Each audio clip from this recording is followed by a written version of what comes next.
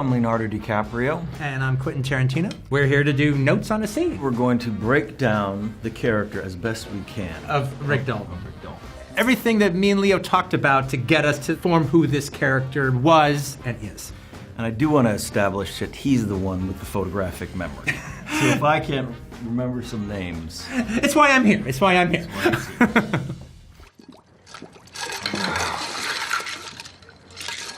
Rick Dalton. Sam Wanamaker. Hey, Sam. Sorry about the wet hand. Oh, don't worry about it. I'm used to it with you. I just want you to know I'm the one who cast you, and I could not be more delighted that you're doing this. Well, thank you, Sam. I appreciate it. That's a good part. Yeah. It's the day in the life of a man sort of going not only through an emotional breakdown, but a transition in his career and a realization that time has sort of passed him by, that culture has passed him by, but creating a character that is literally on set, working on a job that, for the first time, he's being sort of challenged. Yeah. Now, Rick, about your hair. Oh, what about my hair? I want to go with a different hairstyle. What? Something more hippie-ish.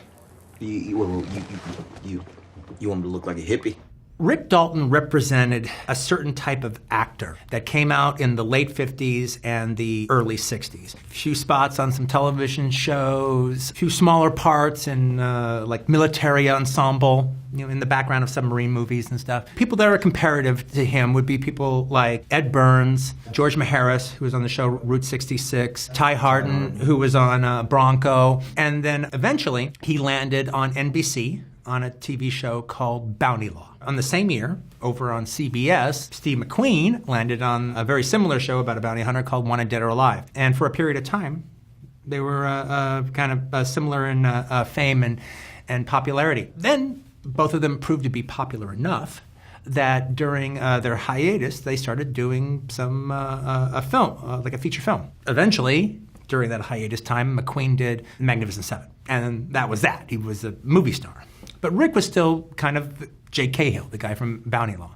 But when Bounty Law was finished, I think Bounty Law came on in the 59-58 season and ended in the 63-64 season, where it made a contract with Universal and did about 4 feature films. However, none of them really quite worked out. Some of them were okay, but he never pulled off the TV to movie star transition. And so now it's 1969, and things haven't worked out for him, so now he's guesting on other people's shows. A certain type of leading man that was promoted back then, kind of handsome, rugged guys, spent their whole careers running pocket combs through their pompadours. But by 1969, they never saw this happening. The culture had changed. Yeah.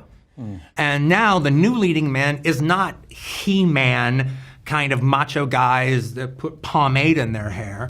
It's skinny, androgynous, shaggy hair type guys. So now it's Michael Sarrazin. Now it's Christopher Jones. Now it's like the hippie sons of famous people like young Michael Douglas and even Arlo Guthrie starring in movies. Now if Rick's going to get a part in one of their movies, he's probably going to be the cop who's busting them.